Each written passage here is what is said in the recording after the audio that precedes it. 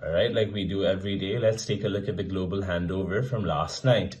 Now, the US, despite all the volatility we saw in the futures, the Nasdaq turned negative for a bit. The futures and the live trading session both managed to end in the green, which was a major positive cue. Now, the Dow here was the best performing, followed by the S&P and the Nasdaq.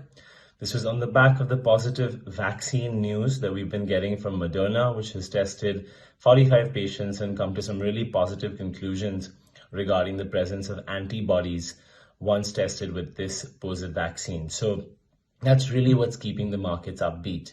But a second factor, which nobody saw coming, was that Goldman Sachs and other key banks have started to report their earnings, and they've had an absolutely blowout Q2 performance. Goldman Sachs smashed all estimates.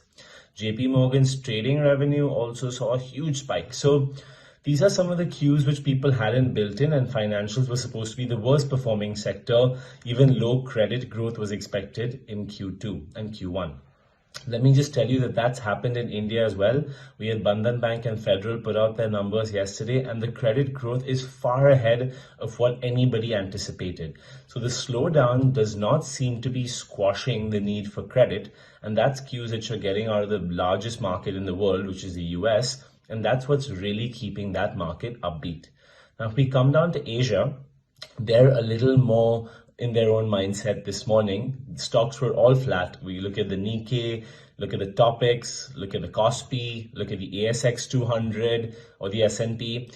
Everywhere from Australia, Korea, it was all down, all flat. Now, this is because Chinese economic data is awaited today, and that's going to send major indicators as to how the quarter has been to the Asia Pacific region. So that data is expected to come out at around 10 a.m. China time. So we'll be excited to hear what that is, and then you should see a subsequent effect of that on the Asian indices. But as of now, it's been a flat start.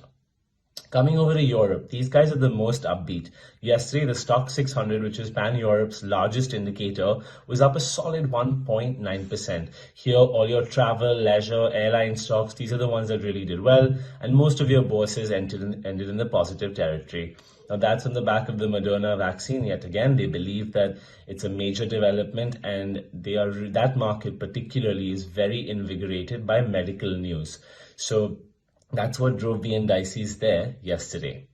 Now that we're done with the equities, if we quickly look at oil and gold, the OPEC cut seems to have worked.